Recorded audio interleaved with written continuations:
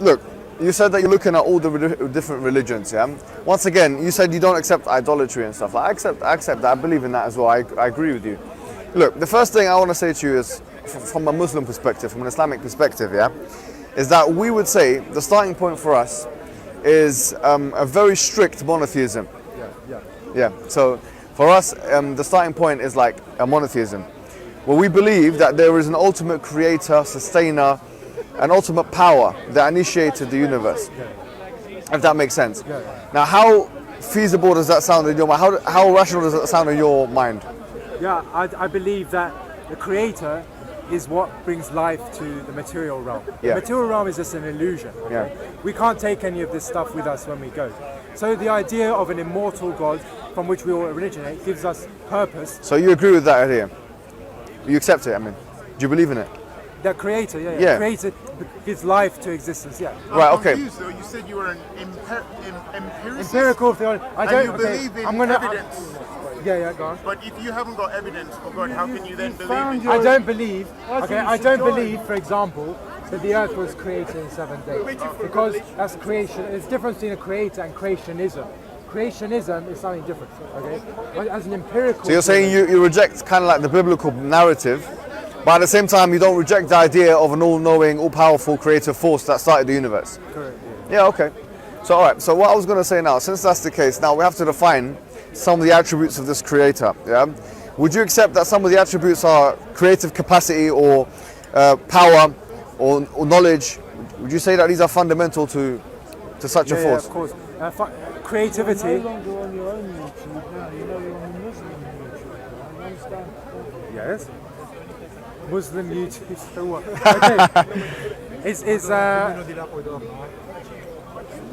Okay. You're saying it's the creative essence of the universe and of individual souls. Yeah. That is God. I completely agree. How can we? Intuition, for example, this is a fundamental metaphysical function of our personality, our soul. How can we? We can't program a machine, for example, to do these things. So how can we ever prove that this exists outside of this? Yeah, it's good. All right. So having said that, I want to ask you a question.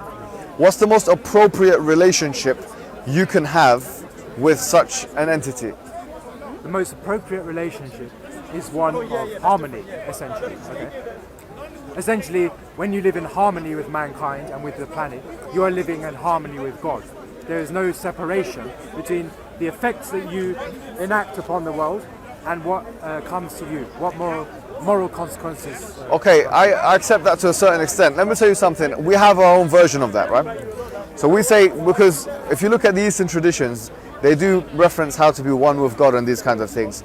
From our perspective, we say there is a way to basically be harmonious with the will of the Creator. And the way that works is basically, the Creator has created the creation, and in the creation you have animate and inanimate, right? As for the inanimate objects around us, they are forcibly or obliged to kind of submit to the will of the Creator, right? So basically, in other words, in order to be one with creation, in that sense, not in the sense of actual physicality, but we're talking in that figurative sense, the way to do that would be to do what everything else around you is doing. So everything around us, if you accept the premise of an all-powerful Creator, is submissive to that Creator.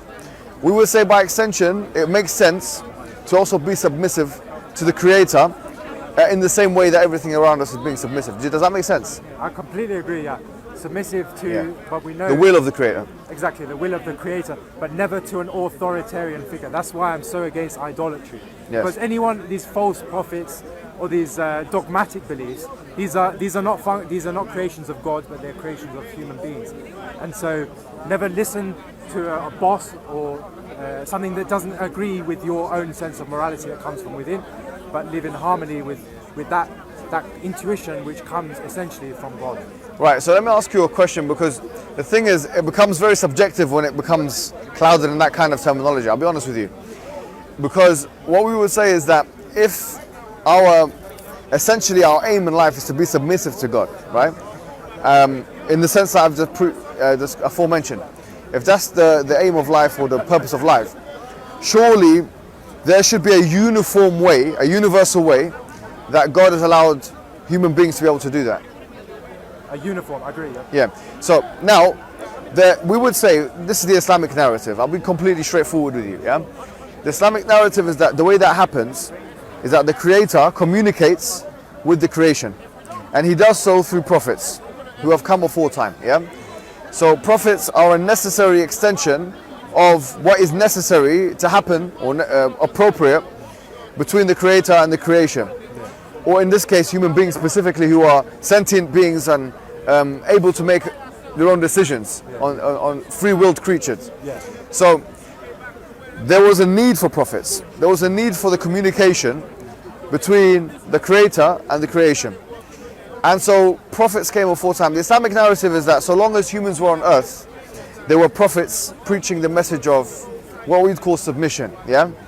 So people like Adam, you might have heard of these kind of biblical names, Adam and Noah and Moses and Jesus. All of those are prophets that came to their respective peoples and their respective times and preached the message of submission to their peoples. Does that make sense? Completely, yeah. Right. So what we would say is that the messengers came fundamentally with two different things. They came with a message and they came with an evidence base to substantiate that message. So in the case of Moses, you might have heard of these stories of basically, the sea splitting and all these kind of different things. Yeah, it's in the Old Testament. It's also in the Quran. These stories are meant to indicate that these are evidences, yeah, that are used to prove the message of submission, because there's something which break the natural capacity of physical reality around us. So there are evidence that basically God is the author of the message that these prophets come with. Now, whereas all of the prophets and messengers were sent to their respective... Can I ask you, yes. is this sea splitting? Why is that? Why does that give evidence that this is the word? What's that got to do with Muhammad, for example, the seas? Right. So the sea splitting doesn't have anything to do specifically with Muhammad's message, but although it is in the Quran, we're talking specifically about Moses. So in his time, and this is an interesting thing that there's actually been alluded to by some of our scholars in Islam, that depending on the societal kind of what's societally popular at the time, the evidence base that the messengers come with suits that. So at the time of kind of the young what do you call it, the Middle Empire, wherever it is in Egypt, when Ramses II was there, and they say that Ramses is linked to Pharaoh and whatnot. Let's mention the Bible. At this time, they were fascinated with magic and all these kind of things. Now, Moses came with you could call it a miracle really, which basically broke the rules of physical nature, yeah, and which acted as an evidence for his people. So when people saw it, they said, okay, well, this makes sense. Do you see what I'm saying? Right. So for us now, we will say, what's our miracle, right? Because we need some evidence as well to be able to substantiate the claim that Prophet Muhammad is the final messenger, because that's our claim. Our claim is that Prophet Muhammad, whereas all of the other prophets were sent to their people and their times, Jesus, Moses, etc., Abraham, Muhammad was sent for all peoples and all times. So that's the Islamic narrative. So what he's come with is he's come with an auditory miracle, or an auditory evidence base, whereas all the prophets came before usually with a visual evidence base. So like, for example, in the case of Moses, the sea splitting was something for human beings to visualize and see. Whereas what we say is the evidence base for the Islamic message is actually the Quran itself, which is something actually which was transmitted orally, although it does have, of course, written books as well to corroborate and triangulate the veracity of the oral message. So here, the Quran has many different things within it which basically would lead someone to believe that it couldn't have been, because you were saying you use a kind of like rationalistic approach. We're using a probabilistic kind of rationalistic approach. I would argue that the Quranic discourse contains within it an evidence base. Can I just interrupt you there? I'm actually not a rationalist, I'm an empiricist, which okay, is sorry, yeah. antithesis of rationalism. Oh yeah, I think I got mixed up then. Yeah. Yeah, we can't just we need experience to inform our... I think you're right about that as well. And that's why, by the way, the fundamental thing in Islam is as follows. One of the fundamental messages Islam comes with is as follows. Whereas Christianity says we're born with original sin, yeah? Islam says no, we're born with something called the fitrah. The fitrah is a predisposition to basically submit to God, not only to know who He is, that higher power, but to submit to Him automatically. So this presupposition is awakened by the various messages or the various evidences that human being is thereafter exposed to. So human being is, for example, exposed to the fine-tuning of the universe. And you don't have to be a physicist to appreciate the fine-tuning of the universe. You can literally look with your naked eye at the fact that the universe is, in fact, finely tuned, right? And these kind of things aim to reawaken human beings from their state of slumber into the recollection of God. Yeah. So that's the main thing of the Islamic message. As with the Quranic discourse, as we've said before, it has within it evidences, we would say, which are very powerful in convincing people that this is basically something which has to be extra human. In other words, it couldn't have been put together by a human ability. So we would say, for example, the fact that the Quran precisely discusses events that happens in the future. And I'll give you one example of that. At the time of the Prophet, there were the Romans and the Persians. And the Quran makes very specific predictions about who will win wars. And in the case of chapter 30, verse 1 to 6, it talks about the Romans decisively going to beat the Persians in 3 to 9 years in a nearby land. Now this is one of many different predictions of the future that the Quran makes, and that the Sunnah, which is the secondary book of the corpus that Muslims believe in, or the Hadith, the strong Hadith, make of the future. And from a probabilistic perspective, we can say, okay, well, probably if someone says one thing or two things, they might have guessed them to be correct. But if we put them all together, it becomes very, very difficult to make the argument that he guessed all of those correct. Especially when we consider, by the way, did you know, let me tell you something.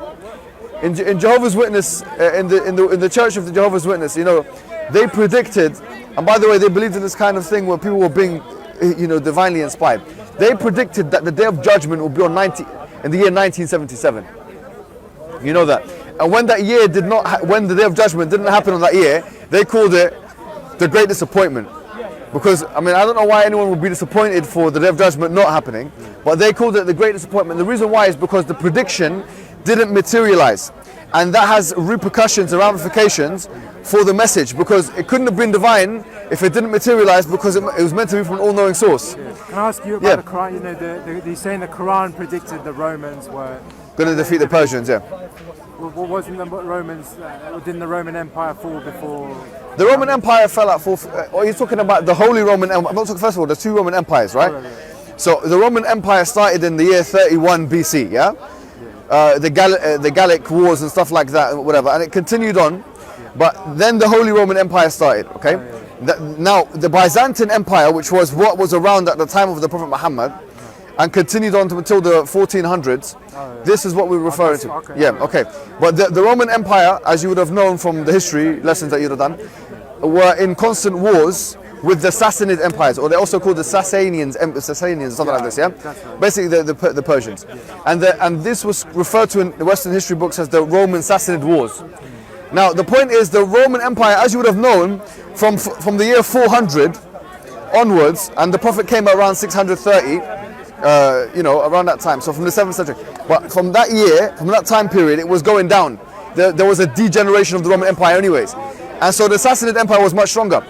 So when the Quran made the claim that the Roman Empire was going to beat the Sassanid Empire in 3 to 9 years in a nearby land, all these different things, it was a kind of ridiculous claim if you think about it from a probability perspective. It's the equivalent of betting on a very low team, maybe in the Champions League, beating a very high team, maybe in the top 5 in the Premier League, right? And betting that they will beat them in a certain way, in a certain place, in a certain time period, and all these different things. So probabilistically, the odds are very low for that. And that's one example, but there are many different examples. For example, the conquest of Arabia by the Muslims.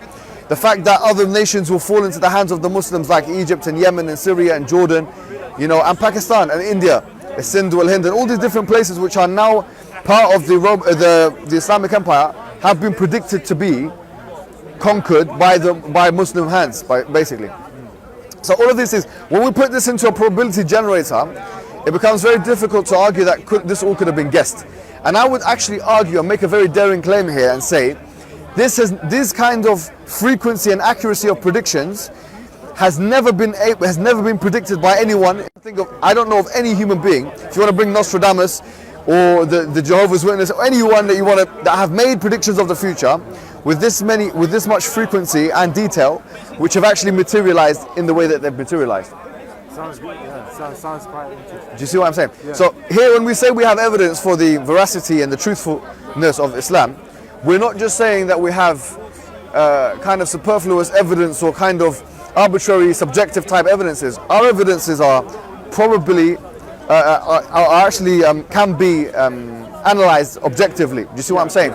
This is not regarding the fact that the Quran is also, in and of itself, a book that claims that it has no contradictions, a book that challenges mankind to produce a chapter like it, a book we would actually make the argument that the only ancient religious book which has been preserved in terms of its material, its corpus. The Muslims have never had a controversy, and this can go on the record, and believe me, I'm here every week, and they'll try and maybe, but I can say this completely clearly, the Muslims have never had a controversy on what constitutes the Quran. Never. It's never happened. They've had controversies on everything else, but they've never had a controversy on what constitutes the Quran.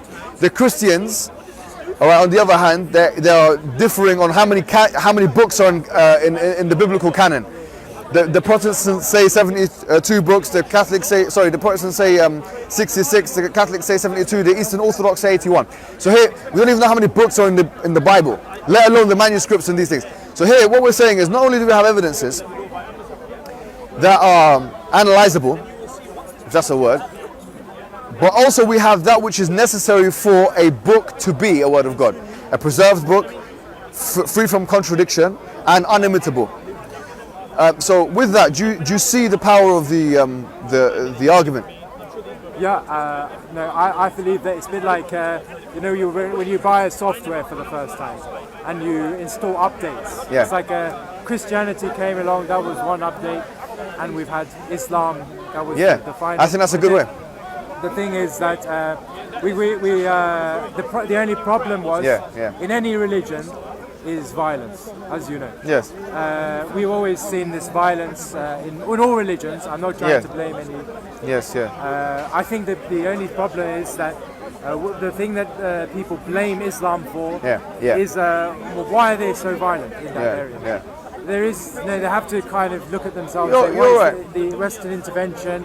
We also have to Exactly. That area of the world has been a kind of hodgepodge of different civilizations. Like you had Rome to the west, you had the Mongols, the Arabs, all competing, going, and of course that violence is very harmful to empiricism, and it causes arguments. Shia Islam, Sunni Islam. Yeah, but okay, I accept what you're saying. You're right. Violence is never a good thing, but that's that's what I'm saying. In defense of Islam, when people accuse Islamic world of being so violent, look at the cultural context with it. Yeah, exactly. I mean, if we look at the raw data, you'll find that in terms of population, I would actually make the argument that Muslim people, as a proportion of the population, are probably the least violent. I know that sounds ridiculous. In the last 100 years, they have proven to be the least violent people in the world in terms of religion. Why? And this is going to sound ridiculous.